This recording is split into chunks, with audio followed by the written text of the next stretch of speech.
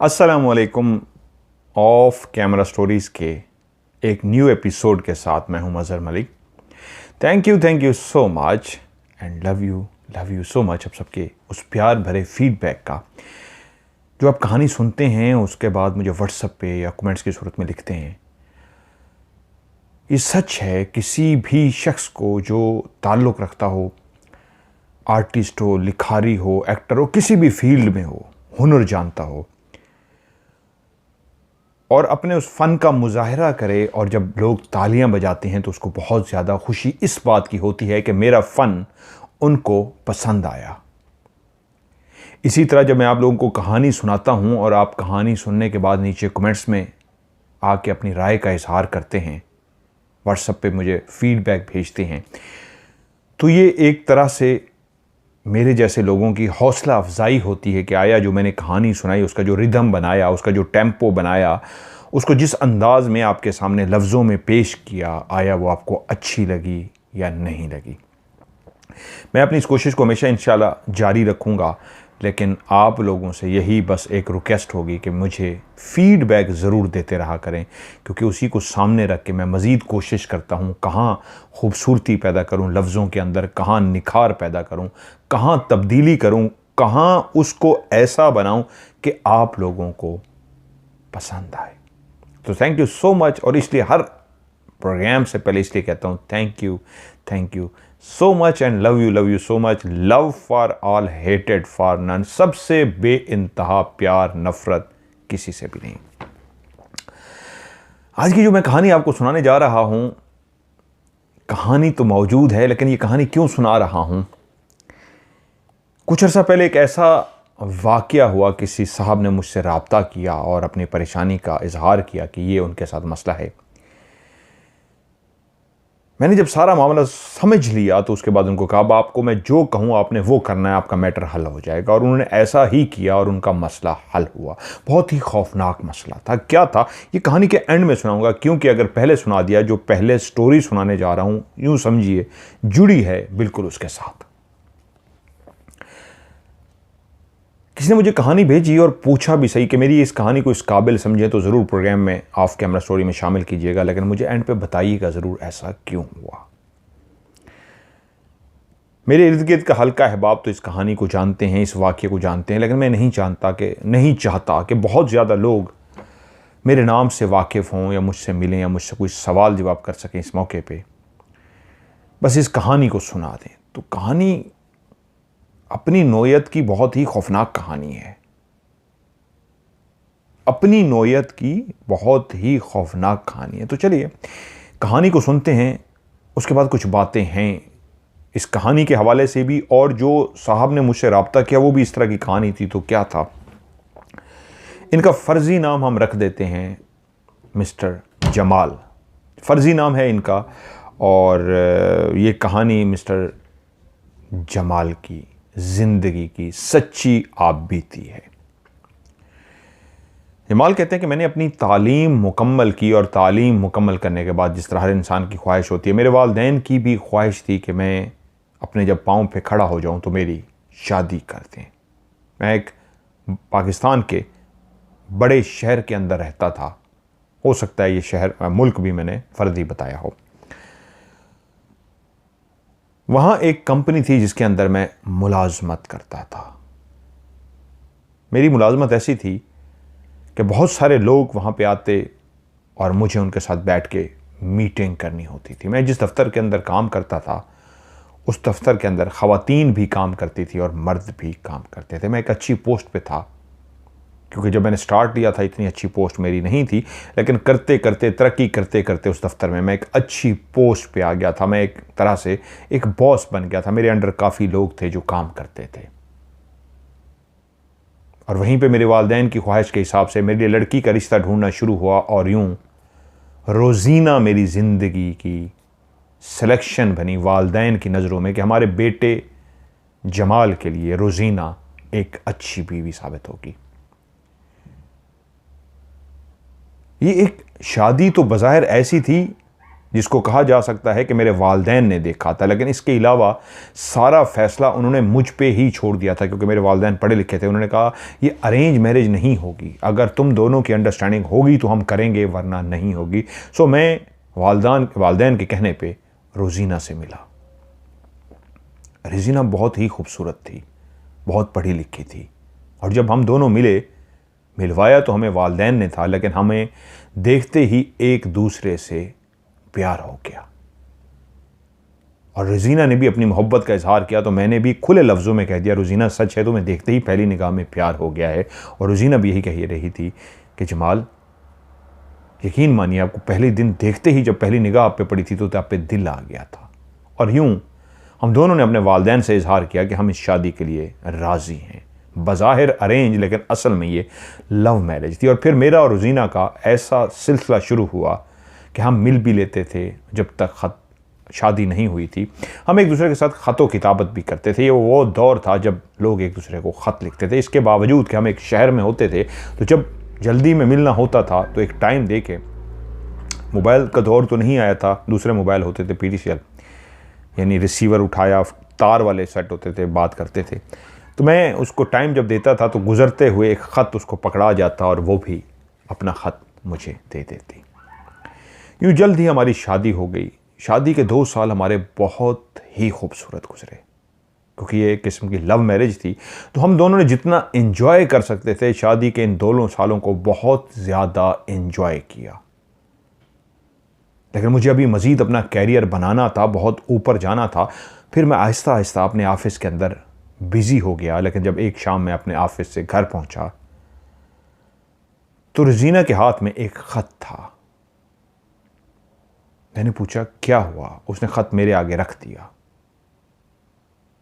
वो बोली कुछ भी नहीं। मैंने ख़त उठाया और उसको खोल के पढ़ना शुरू कर दिया। ख़त की तहरीर थी, मिस्टर जमाल,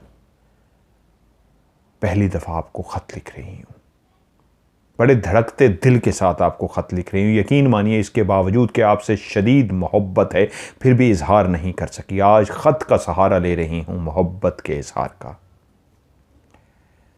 मुझे बहुत प्यार है आपसे, आपके उन कपड़ों से जो आप पहन के आते हैं, आपके उन जूतों से जो मेरे दिल को बहुत अच्छे लगते हैं, उस खुशबू का इस्तेमाल जो आप करते हैं वो मेरे दिल को भा जाती है। आपका बात करने का स्टाइल, आपके मुस्कुराने का स्टाइल, जब आप काम करते हुए, सोचते हुए अपने बालों में हाथ फेरते हैं तो उस अदा पे मेरी जान निकलती है। मैं क्या करूं, मैं दिल के हाथों मजबूर हो गई हूं, शदीद आपसे प्यार कर बैठी हूं और अपने मोहब्बत का इजहार आज इस ख़त के ज़रिए कर रही हूं, फ़कत आपकी। और नीचे कोई नाम भी नहीं था। मैंने रोजीना की तरफ देखा और आंखों से ही सवाल किया ये क्या है? तो रोजीना बोली मुझे नहीं पता, डाकिया ये ख़त दे के गया है, यकीनन आपने पढ़ लिया होगा, घर के एड्रेस भी आपका ही लिखा है और नाम भी जमाल ही लिखा है, तो इस घर में तो सिर्फ आप ही हैं जो जमाल हैं। मुझे नहीं पता ये ख़त किसने लिखा है और ये क्या ड्रामा है। मैंने उसी वक्त उठ के उसको गले लगाया, प्यार किया और कहा रोजीना, तुम्हें पता है ना, मैं तुमसे ही प्यार करता हूँ, सिर्फ और सिर्फ तुमसे, और किसी से प्यार ना किया है ना करूँगा।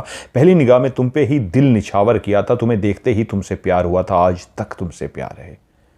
ये है कोई लड़की, मैं नहीं जानता इसको, मैं तो सिर्फ तुम्हें जानता हूँ और सच है तुमसे बहुत प्यार करता हूँ।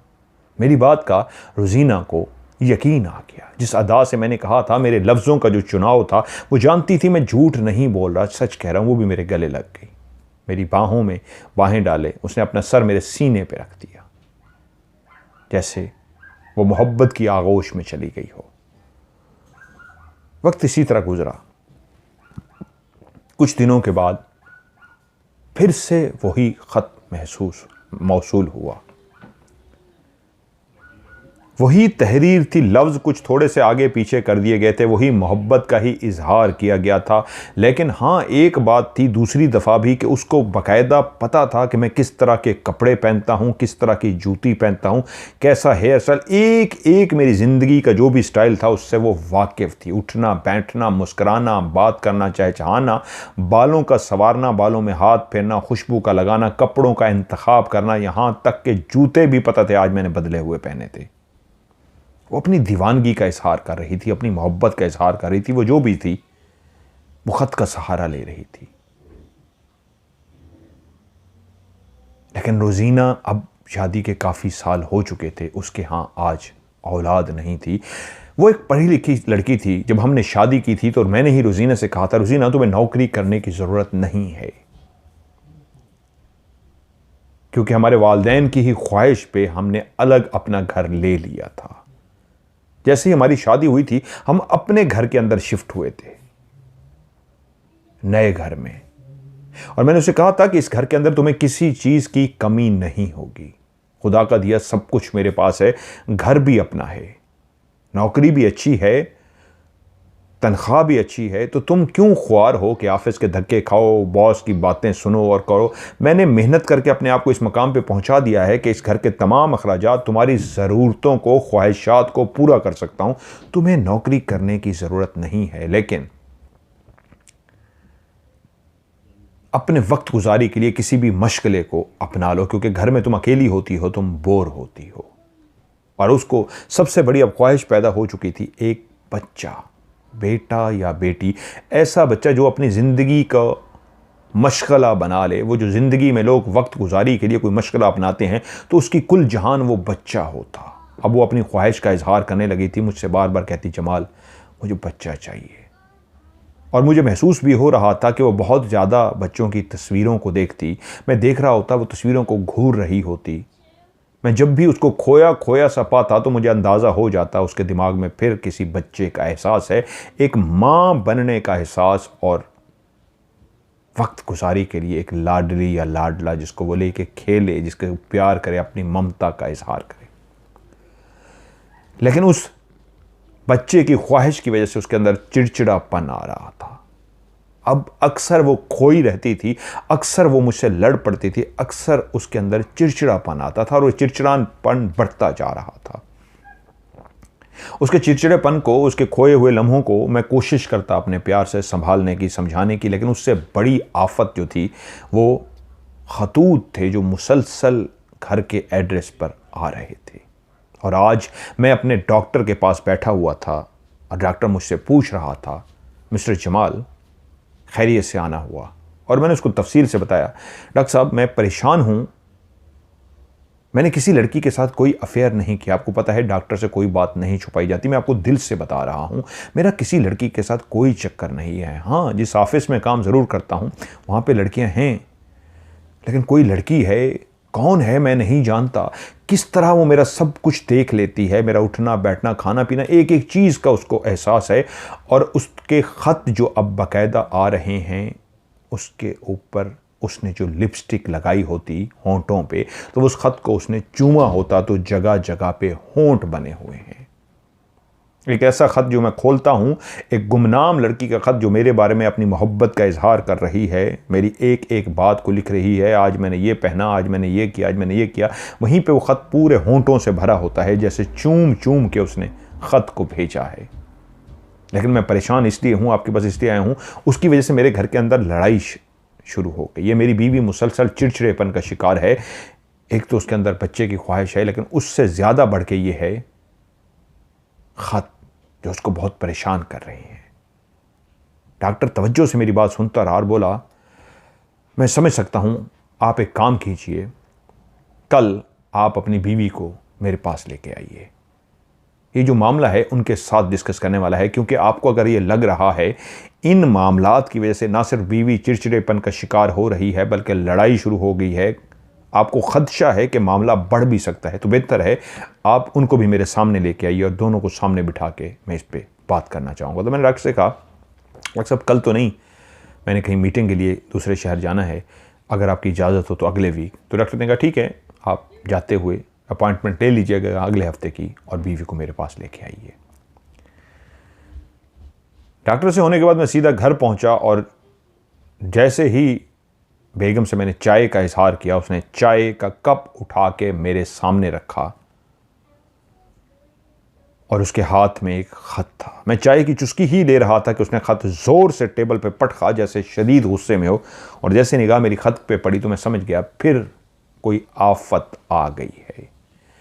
मैंने उस खत को खोला, मेरी बीवी गुस्से से जा चुकी थी खत को फेंक कर, और वही खत था। हमेशा एक ही मखसूस पैड इस्तेमाल किया जाता था, अब तो ख़त्म हो गया। पुराने वक्तों में, आज से 15-20 साल पहले, 25 साल पहले बाकायदा लेटर हेड मिलते थे, ख़त लिखने के लिए अलग से पैड मिलते थे। अब तो किसी भी कागज़ पे ख़त लिख दिया, ख़त तो होता ही नहीं है, ख़त लिखना क्या। तो ख़त लिखने के लिए लोग पैड लेते थे, बहुत ही क्लासिकल किस्म के होते थे, महंगे से महंगे पैड भी होते थे, बहुत खूबसूरत होते थे, और बाकायदा उनके ऊपर बहुत सी खूबसूरत फूल और इस तरह की चीज़ें बनी होती थी जिसको देख के अंदाज़ा हो जाता था इंतहाई नफीस पेपर का इस्तेमाल किया गया है। जो मेरे हाथ में ख़त था ये भी एक नफीस पेपर था, एक ऐसे पैड पे इसको लिखा जाता था जो बहुत ही खूबसूरत था, और हमेशा एक ही पैड इस्तेमाल होता था, रोमांटिक पैड। और सबसे बढ़ के ये, उस पैड के ऊपर उसके होंठ बने होते थे, जगह जगह पे उसने अपनी लिपस्टिक के होंठ बनाए होते थे। यकीनन उसने वो जो रेड कलर की होंठों पे लिपस्टिक लगाई होती थी, उसको जब वो चूमती थी उस खत को तो वो होंठ बन जाते थे, वही जगह जगह पे होंठ बने हुए थे, और वही एक ही जैसी तहरीर। लेकिन आज एक बात का इजाफा था जिस पे उसने नीचे लिखा हुआ था, मैं आपके ऑफिस में काम करती हूं। और बाकी वही तहरीर जो हमेशा वो लिखती थी।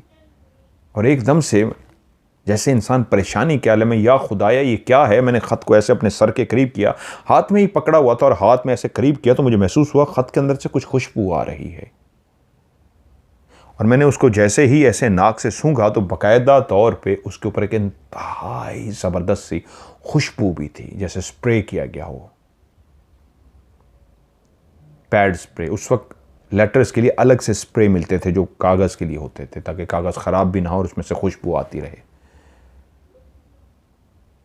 अब दो बातें थीं, आज ही मुझे पता लगा था कि इसके अंदर हमेशा खुशबू होती है, दूसरा उसने इजहार किया था कि मेरे ऑफिस की लड़की है। और जैसे ही मैं उसको सूंघ रहा था तो तभी मेरी बेगम सामने से आई और उसने मुझे कहा, अच्छा अब नौबत यहाँ तक पहुँच गई है कि आपने चूमना तक शुरू कर दिया है अपनी महबूबा को। वो तंग आ चुकी थी और मुझसे बोली, मेरी बर्दाश्त से बाहर हो चुका है जमाल, मुझे खुल के बताइए ये किससे माशका चल रहा है, किसके साथ आपकी ये चक्कर चल रहा है और क्या चल रहा है। मेरी अब बर्दाश्त नहीं हो रही मजीद, मैं पागल होती जा रही हूँ, कौन है ये लड़की।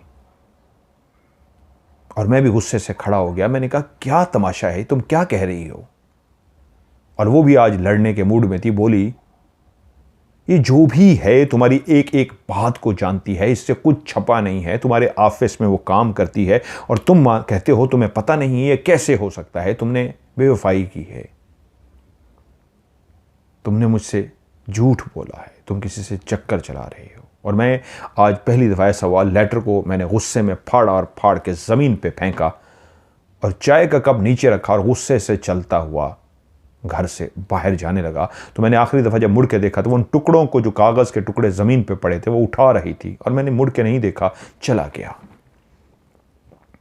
उस रात मेरा मूड भी बहुत ऑफ रहा। अगले दिन मैं ऑफिस भी नहीं गया और शाम की चाय पीते हुए फिर से एक ख़त टेबल पे मौजूद था। आज बेगम का मूड मुझसे ऑफ था, वो भी मुझसे नहीं बोल रही थी, लेकिन टेबल पर ही ख़त मौजूद था। गुस्से से मैंने ख़त को खोला, पढ़ा तो वही तहरीर, सिर्फ एक लफ्ज़ का इजाफा था, एक लाइन का इजाफा था। आज आप ऑफिस नहीं आए तो मेरा दिल नहीं लगा। क्या हो गया है, आज आप ऑफिस क्यों नहीं आए? मैं बेचैन हो गई हूं। आज आपको ऑफिस में नहीं देखा तो यकीन मानिए काम करने को दिल ही नहीं चाहा। आपकी मैं जब तक झलक ना देखूं मैं बेचैन रहती हूं। और मैं सर पकड़ के बैठ गया, ये क्या हो रहा है। और उन्हीं दिनों कुछ इस तरह का मैंने अपना इवेंट बनाया कि बेगम को लेकर मुझे निकलना चाहिए। हम जो इस तरह लड़े हुए हैं, कल से बैठे हुए हैं, लेटर कल लड़ाई हुई, आज फिर लेटर आ रहा है। बेहतर है कुछ टाइम के लिए मुझे छुट्टी लेनी चाहिए ऑफिस से, इस माहौल से निकलना चाहिए, वरना मेरी बेगम अजीब हो जाएगी। यूँ मैंने नाराज़गी को ख़त्म करने के लिए बेगम से कहा, कल सामान बांधिए, मैं ऑफिस से छुट्टी ले रहा हूँ, हम कहीं सैर के लिए जा रहे हैं। मैंने जैसे कैसे बेगम को मना लिया और अगले दिन ऑफिस से छुट्टी ली और उसके बाद हम दोनों ने सामान बांधा और कुछ टाइम के लिए दूर चले गए। हाँ, वहाँ पे कोई ख़त नहीं आया, मैंने उसको भरपूर टाइम दिया। मुझे भी एहसास हुआ था इन नाराज़गी की एक रात जब हम आपस में नहीं बोले थे, तो मैं सोचता रहा था कि अपना कैरियर बनाने के लिए मैं इतना मसरूफ़ हो गया हूँ, उसको टाइम नहीं दे रहा, मुझे उसको टाइम देना चाहिए। यूँ मैंने उसको टाइम दिया, हम घूमे फिरे, एंजॉय किया। तकरीबन 15 दिन का यह हमारा ट्रिप बहुत ही खूबसूरत रहा, हमने बहुत फ़न किया और इसी दौरान जो हमने डॉक्टर के पास जाना था वो भी भूल गया। इतनी खुश थी वो, मैंने उसको बहुत खुश देखा क्योंकि उसने इजहार कर दिया कि इस लड़की की वजह से जब जब तुम मेरी नज़रों से ओझल होते हो तो मुझे डर लगता है, अब तुम हर वक्त मेरी आंखों के सामने हो, मुझे अच्छा लगता है। तो मैं 15 दिन मुसलसल दिन रात उसके साथ रहा, तो वो बहुत खुश रही। लेकिन जैसे ही वापस हम आए, मैंने ऑफिस ज्वाइन किया, तो फिर से वो ख़त शुरू हो गया। अब वो हर ख़त में लिखती थी, मैं आपके ऑफिस में काम करती हूँ। अब वो लिखना शुरू हो गई थी और मुझसे लड़ती थी, कौन है ये लड़की जो आपके ऑफिस में काम करती है। मैंने उसे कहा, मेरे ऑफिस में 5 लड़कियां हैं जो काम करती हैं, मैं नहीं समझता उनमें से कोई ऐसी हरकत कर सकती है। मैंने कभी किसी की तरफ इस अंदाज में नहीं देखा, और कोई लड़की कर रही है तो ऐसा कैसे कर रही है, मैं खुद से कैसे किसी से इस टॉपिक पे बात करूं, कैसे इस खत का इजहार करूं, ये तो मेरा तमाशा बन जाएगा। लेकिन वो मुझे कह रही थी, आपको कोई ख़त लिख रहा है, आप जब जब इस घर में नहीं होते मैं पागल हो जाती हूँ, मैं जुनूनी हो जाती हूँ, मुझे डर लगा रहता है आप कहीं मुझसे बेवफाई तो नहीं कर रहे। मैंने आपसे कभी बेवफाई नहीं करी, लेकिन मुझे आपसे का डर लगता है बेवफाई का, क्योंकि ये ख़त जब जब पढ़ती हूँ मेरे सीने को कुछ होता है, मेरे दिल को कुछ होता है।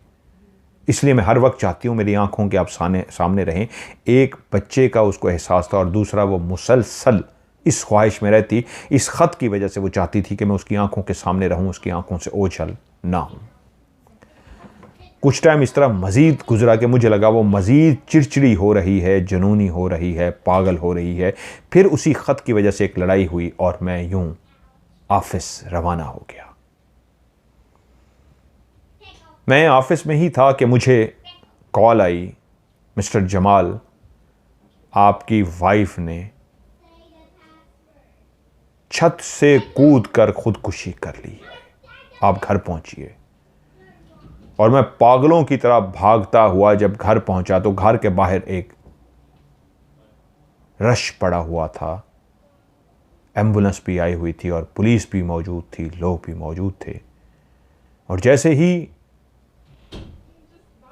कांपते हाथों के साथ, कांपते जिस्म के साथ मैं उस मंजर को देखने के लिए धड़कते दिल के साथ मैं वहाँ पहुँचा, क्योंकि मेरी ज़िंदगी लुट चुकी थी, मेरी प्यार करने वाली बीवी दुनिया को छोड़ चुकी थी।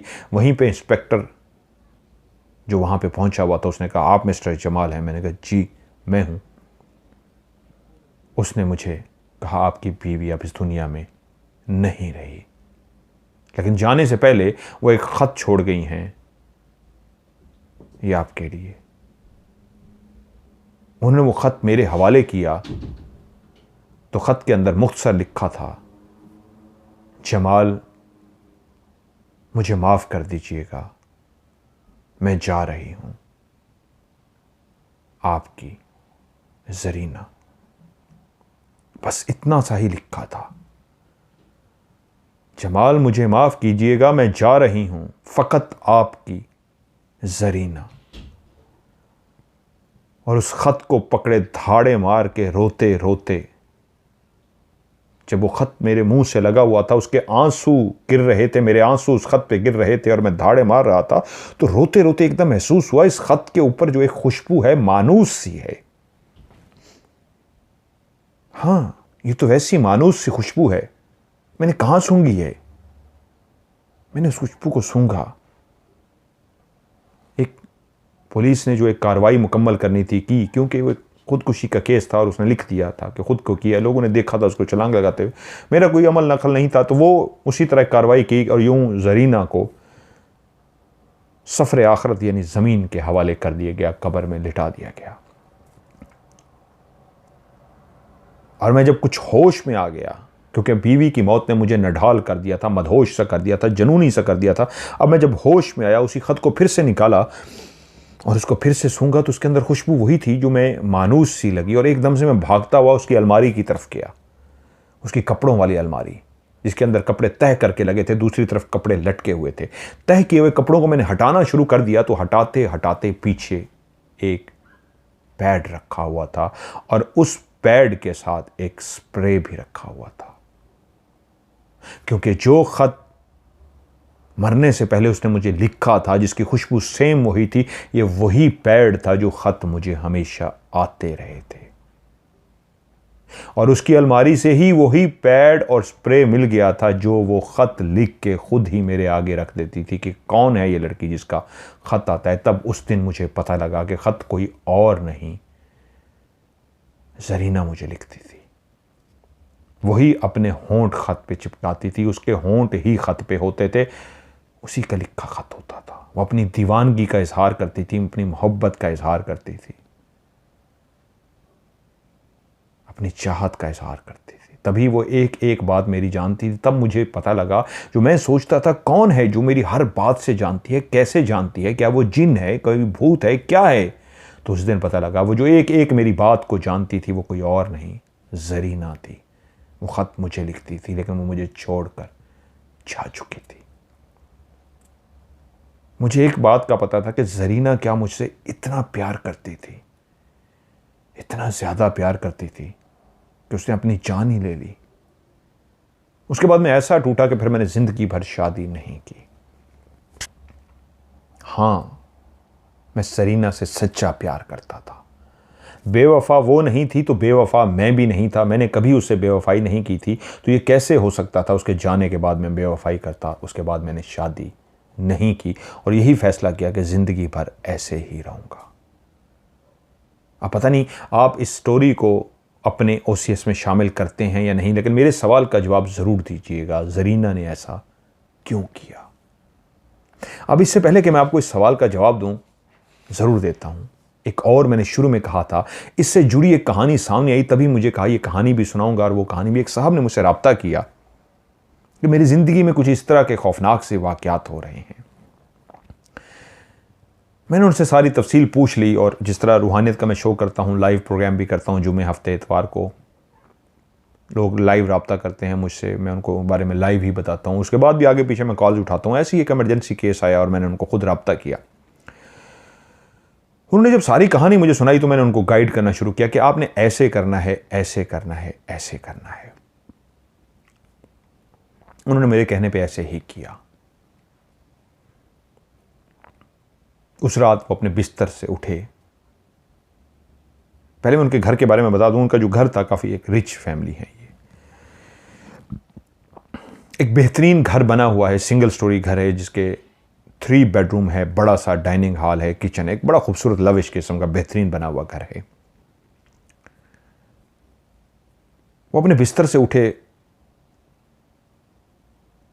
और चलते हुए बाथरूम में गए। बाथरूम खाली था। वहां से वो निकले, वो चलते हुए दूसरे रूम में गए, यहां तक कि जब वो तीसरे रूम का उन्होंने दरवाजा खोला तो उनकी आंखों के सामने जो मंजर था वो बहुत ही खौफनाक और भयानक था। उनकी वाइफ कपड़ों के बगैर, अलिफ बिल्कुल कपड़े नहीं, एक भी कपड़ा उनके जिस्म पे नहीं था, बिल्कुल नंगी सी होके वो बिस्तर पर बैठी थी। बाल उन्होंने अपने सर के खोल रखे थे और फैला रखे थे, इर्द गिर्द चारों तरफ बाल फैला रखे थे। और सामने एक पुतला सा पड़ा था जिसके अंदर सोयां छुपी हुई थी। और उस पुतले की गर्दन पे वो बैठी छुरी चला रही थी। बाकायदा तौर पे उसकी गर्दन के अंदर जैसे खून निकलता है, ऐसे रंग था या खून था वो डला हुआ था और छुरी उसकी गर्दन पे इस अंदाज में रखी हुई थी जैसे उसके गले को काटा गया है वो। और वो जो कलमात अदा कर रही थी, वो जो पढ़ रही थी, वो कुछ ऐसे कलमात थे जो कुछ शैतानी कलमात थे। वो कह रहे मैंने दरवाज़ा इतनी आहिस्ता से खोला था और इतनी नंगे पांव दबे कदमों आहिस्ता आहिस्ता घर के अंदर चल रहा था कि जिस तरह मैंने उनको समझाया था कि आपने ढूंढना है वो कहाँ है। तो ढूंढते ढूंढते जब उस कमरे तक पहुंचे, उस दरवाजे को भी आहिस्ता से खोला, तो बीवी को नहीं पता लगा कि शौहर सामने आ गया है। उसने दरवाज़ा खोल लिया है, वो अपने उस अमल को करने में मसरूफ़ थी। वो अमल करती रही, उस पुतले पे करती रही, और उसके बाद वो आहिस्ता से अंदर दाखिल हुआ। दरवाज़ा बिल्कुल आहिस्ता से उसने बंद कर दिया कि पता ना लगे। बाल अभी तक उसके मुंह के ऊपर थे, शायद वो देख नहीं सकती थी। वो इस अंदाज में दरवाजे के आगे से आया था कि वो देख ना सके, यहां तक कि एक पर्दे के पीछे वो छुप गया। और उसके बाद कुछ देर वो वहीं पे बैठ के अमल करती रही, और उसके बाद उसकी बीवी वहाँ से उठी और सीधी उसी कमरे के साथ जो अटैच बाथ था उसकी तरफ बिल्कुल नंगी जाना शुरू हो गई। वो पीछे खड़ा देख रहा है, दरवाज़ा खुला हुआ था, और जब वो उसके पीछे आहिस्ता से चलता हुआ, थोड़ी देर उसने इंतज़ार किया कि अंदर जो भी करना चाहिए वो कर ले, मैं देखूं तो सही ये कर क्या रही है। और जब वो थोड़ी देर वहाँ खड़ा इंतज़ार करता रहा, उसके बाद चलता हुआ अंदर उसके पीछे गया। वो टब जो बना होता है नहाने के लिए, बड़ा सा जो बड़े बड़े बाथरूम में होता है टब नहाने के लिए, उस टब के अंदर बैठी हुई थी, और जो पानी जमा हुआ था उसके अंदर खून ही खून था। और वो कोई मंत्र पढ़ के वो खून का मग्गा भर के अपने ऊपर डाल रही थी और पढ़ रही थी। वो इतना घबरा गया कि उसके अंदर इतनी जुर्रत हिम्मत ना हो सकी कि वो उससे बात करे। वो इतना डर गया, इतना दिलेर शायद नहीं तो बंदा इतना डर गया कि उससे मजीद हिम्मत ना हुई। वो चुपके से वापस आ गया। वो अपने बिस्तर पे सोने की कोशिश करता रहा। आखिरी मंजर यही देख के आया था कि वो अपने ऊपर खून का डब्बा डाल रही है। वो अपने बिस्तर पर आकर लेट के आंखें बंद करके जैसे सो रहा है। तकरीबन कोई 1 घंटे बाद उसकी बीवी वापस आई और खामोशी से उसके साथ आकर 1-1.5 घंटे, अंदाज़ा उसने टाइम नहीं देखा कि वो सोता रहा, डरा हुआ था बहुत ज़्यादा, आंखें बंद करके सोता रहा कि 1-1.5 घंटे बाद तकरीबन वो आई और आकर सो गई। सुबह उठते ही उसने मुझे कॉल की और कहा ये सारा माजरा है। मैंने कहा आपने उसको उस वक्त बुलाया क्यों नहीं, उससे बात क्यों नहीं की जब ये सारा मंजर आपकी आंखों के सामने आ गया। उसने कहा मैं बहुत डर गया था, बहुत घबरा गया था। मैंने कहा आपने मुझे वीडियो कॉल करनी है और मेरी उससे बात करानी है। उसने कहा मुझे तो कुछ नहीं होगा। मैंने कहा यार कुछ भी नहीं होगा, मैं आपको गारंटी दे रहा हूँ, बेफिक्र हो जाइए। और उन्होंने कॉल की और पहली दफ़ा मुझे कहा जी मेरी वाइफ से बात कीजिए। मैंने कहा जी कैसी है मेरी बहन, ठीक है। मैंने उनसे बात की, वीडियो पे हमारी बात हो रही है। मैंने बात करते करते कहा, मैंने कहा मेरी बहन आप अमल कर रही हैं। मेरा तारुफ उन्होंने करा दिया था, उनको बता दिया था कि ये करते हैं सारा कुछ, ये वो। फिर बड़ी रिस्पेक्ट से मुझसे बात कर रही थी। मैंने उनको बताया कि आप अमल करती हैं और मुझे सारा पता लग गया है कि आप अमल करती हैं। खुल के मुझसे शेयर करें किस लिए कर रही हैं, नहीं तो एक बात जहन में रखिएगा मैं आपको नुकसान भी पहुंचा सकता हूँ। मैंने टेक्निकली उनको डराया, इस तरह की बातें की ताकि वो तैयार हो जाए, जो मैं मनवाना चाह रहा हूँ, उनसे बात करना चाह रहा हूँ, उस बात के लिए राज़ी हो जाए। मैंने कहा मुझे बताइए कौन सा अमल है जो आप कर रही हैं, मुझसे छुपाएंगी तो नुकसान होगा। मुझे सब पता लग गया हुआ है। आपके शौहर ने मुझे कुछ नहीं बताया, मुझे पता लगा है। इन्होंने मुझसे रब्ता किया है और मैंने उनको बता दिया है कि यार ये एक अमल कर रही है और बड़ा खौफनाक अमल है। और वो अमल का मैंने उनको ये भी टच भी दे दिया खुद से, क्योंकि मुझे तो पता लग गया था वो कौन सा अमल है। मैंने उनको कह भी दिया आप काले जादू का ये वाला अमल कर रही हैं। और मैंने कहा आपको रीज़न भी बताऊँ आप क्यों कर रही हैं, औलाद के लिए कर रही हैं। तो उसको झटका लग गया। जो अमल वो कर रही थी वो भी मैंने ठीक कहा था और ये भी मैंने कह दिया आपको औलाद के लिए कर रही हैं। वो डर गई, कहती है आपको कैसे पता। मैं कहा छोड़ दें, मैं और भी बहुत कुछ बता सकता हूँ, बताएं, कहती है। फिर मैंने उनको एक और हिंट दिया, एक ऐसा हिंट दिया जो सिर्फ वही खातून जानती थी, उसका शौहर भी नहीं जानता था, जो मैंने भी नहीं देखा था। वो तो और बातें थी, एक और बात थी जो मैंने उनको कहा आपका ये भी हिंट है। वो डर गई, कहती आप कौन है। मैंने कहा मैं जो भी हूँ, मेरे पास इल्म है, मैं बहुत सारी बातें जान लेता हूँ और बताऊँ आपके बारे में। कहती नहीं नहीं नहीं नहीं, मेरे शौहर के सामने नहीं। मैंने कहा नहीं, अब शौहर के सामने ही बात होगी, आपको डरना नहीं है, खुल के मुझसे बात कीजिए, नहीं तो आपका नुकसान होने वाला है। मैं आपको एक बात कहूँ। कहती है बताएं। मैं कहा आगे आपसे ये अमल करवाया जाएगा। तो वो चौंक से गई, कहती है क्या मतलब। मैंने कहा अगला स्टेप वो ये होगा कि आप जाके ये करेंगी। तो एकदम से ना घबरा सी गई। मुझे पता लग गया कि कहने वाले आमिल ने उनको ये कह भी दिया कि अगला कदम ये होगा। खैर ये भी बताने से ज़रूरी नहीं है। उसके बाद उन्होंने सारा मुझे बता दिया। हाँ, वो एक काला इल्म कर रही थी और एक बच्चे के लिए, उनको बच्चा चाहिए था, बच्चे के लिए कर रही थी। आमिल ने उनको कहा था कि रात को जो शौहर चाय पीते हैं उन चाय के अंदर नशे की गोली मिला दिया करें। वो चाय के अंदर नशे की गोली मिला देती थी, शौहर सो जाते थे और वो उठ के जाके उस कमरे में यही वाला अमल करती थी काले जादू का बच्चे के लिए। और वो जो मुर्गी का खून निकलता था बाकायदा पैसे दे के मंगवाती थी। वो मुर्गियों का खून था, वो जो टब में डाल के नहाती थी और उसके बाद वो बहा देती थी। शौहर ने जब मुझसे रब्ता किया तो मैंने उनको बता दिया था कि कुछ इस तरह का है, आपने चाय नहीं पीनी और अब बीवी का पीछा करना, बीवी क्या करती है। खैर वो अभी उतने हद तक नहीं गई थी कि शौहर उससे नफ़रत कर सकता। हाँ, अगर ये केस मुझ तक ना पहुंचता तो फिर शायद वो खातून उस आमिल के ज़रिए इस हद तक इस्तेमाल हो जाती कि वो आमिल उसको बच्चे के लिए उससे जिस्मानी ताल्लुक़ बनाता। उसने कहा क्या था, उसने उसको कहा था कि उसके बाद जिस शैतान से आप करने लगी हो, जिससे हम मांगने लगे हैं, वो देवता है और वो मेरे अंदर आएगा, मैं उसको अपने अंदर बुला लूँगा और तुमने उस देवता के साथ मोहब्बत करनी है, प्यार से पेश आना है, तुमने उस देवता को राज़ी कर देना है। अगर वो देवता तुमसे राज़ी हो गया तो वो तुम्हें औलाद दे देगा। तो अगला काम वो अपने अंदर देवता की हाज़री शादरी इस तरह की करवा के उसके साथ जिस्मानी ताल्लुक़ बनाने जा रहा था और उसको इशारा दे चुका था। वो मेरे सामने बोल पड़ी और मैंने उनके शौहर को भी राज़ी कर दिया कि ये मासूम हैं, ख्वाहिश इनके अंदर शिद्दत इख्तियार कर गई हैं, इसलिए ये करने जा रही हैं। और उसकी रीज़न ये थी, वो रहते तो मियाँ बीवी अलग थे, उसकी सास इस इंतज़ार में थी कि अपने बेटे की कहीं और शादी करे क्योंकि उनके यहाँ औलाद नहीं हो रही थी।